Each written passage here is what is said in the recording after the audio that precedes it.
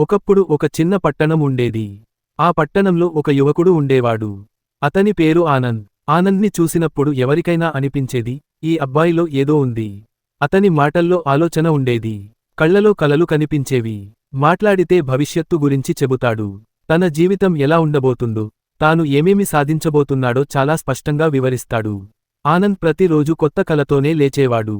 ఒకరోజు వ్యాపారం గురించి చెప్పేవాడు. ఇంకో రోజు రచయితగా మారాలని చెప్పేవాడు. మరో రోజు దేశాలు తిరగాలనుకుంటున్నానని చెప్పేవాడు. ఎవరు ఎదురుపడినా, నాకు పెద్ద ప్లాన్లు ఉన్నాయి అని చెప్పకుండా ఉండలేకపోయేవాడు.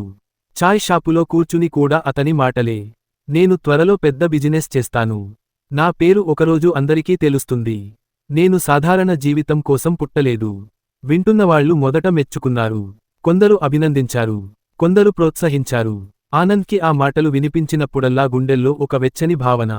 తాను ఏదో సాధించినట్టే అనిపించేది. కానీ రోజులు గడుస్తున్నాయి. సంవత్సరాలు మారుతున్నాయి. మాటలు తప్ప ఆనంద్ జీవితంలో ఏమీ మారలేదు. అతను మొదలుపెట్టేవాడు. కానీ మధ్యలో ఆపేసేవాడు. ఉత్సాహంగా మొదలైన ప్రతి పని నెమ్మదిగా మాయమయ్యేది. ఒకరోజు అతని తల్లి అతన్ని చూసి నిశ్శబ్దంగా కూర్చుంది. చాలాసేపటి తర్వాత ఆమె మెల్లగా అంది, నాయనా, నువ్వు చాలా చెబుతున్నావు. కాని నీ చేతుల్లో ఏమీ కనిపించడం లేదు. ఆ మాటలు ఆనంద్ హృదయాన్ని తాకాయి. ఆ రాత్రి అతనికి నిద్ర పట్టలేదు. నిజమే కదా, నా కలలు ఎందుకు ముందుకు వెళ్లడం లేదు అని తనలో తానే అడుగుకున్నాడు. అదే పట్టణానికి దగ్గరలో ఒక అడవి ఉండేది. ఆ అడవిలో ఒక వృద్ధుడు నివసించేవాడు. అతను ఎక్కువగా మాట్లాడడు. కాని అతని జీవితం చూసినవాళ్లకి మాత్రం ఏదో ప్రశాంతత అనిపించేది. ప్రజలు అతన్ని మౌన గురువు అని పిలిచేవారు. ఆనంద్ ఆ వృద్ధుడిని కలవాలని నిర్ణయించుకున్నాడు. అడవిలోకి వెళ్లాడు. చాలాసేపు నడిచిన తర్వాత ఒక చెట్టు కింద కూర్చున్న వృద్ధుడు కనిపించాడు. అతని ముఖంలో ఏమీ ఆతురత లేదు. కళ్లలో లోతైన శాంతి. ఆనంద్ దగ్గరకు వెళ్లి అన్నాడు, గురువుగారు, నేను చాలా కలలు కనుతున్నాను. చాలా చెప్పుకుంటున్నాను. కాని ఏదీ పూర్తి కావడం లేదు. నా కలలు మాటల్లోనే ఎందుకు చనిపోతున్నాయి? వృద్ధుడు ఆనంద్ వైపు చూశాడు. నవ్వాడు. కాని ఒక్క మాట కూడా మాట్లాడలేదు. నేలవైపు చూసి మెల్లగా 2 విత్తనాలు తీసుకున్నాడు. ఒక విత్తనాన్ని నిశ్శబ్దంగా నేలలో నాటాడు. మట్టితో కప్పాడు. నీళ్లు పోశాడు. ఎవరూ లేని చోట, ఎవరూ చూడకుండా. మరో విత్తనాన్ని చేతిలో పట్టుకుని అన్నాడు, ఈ విత్తనం గురించి మనం ఊరంతా చెప్పుదాం. ఆనంద్ ఆశ్చర్యపోయాడు. వృద్ధుడు విత్తనాన్ని పట్టుకుని ఊరి వైపు నడిచాడు. అందరికీ చెప్పాడు, ఇది గొప్ప విత్తనం. ఇది పెద్ద చెట్టవుతుంది. ఇది అరుదైనది. అందరూ వచ్చి చూశారు. రోజూ వచ్చి తవ్వారు. చేతులతో తాకారు. ఎప్పుడు మొలక వస్తుంది అని అడిగారు. ప్రతి ఒక్కరి దృష్టి ఆ విత్తనంపైనే. రోజులు గడిచాయి. నిశ్శబ్దంగా నేలలో నాటిన విత్తనం మెల్లగా మొలకెత్తింది. చిన్న మొక్కగా మారింది. ఎవరూ గమనించలేదు. కాని అది ఎదుగుతోంది. ప్రచారం చేసిన విత్తనం మాత్రం ఎండిపోయింది. చేతులు తాకుతూ తాకుతూ బలహీనమైంది. చివరికి జీవం కోల్పోయింది.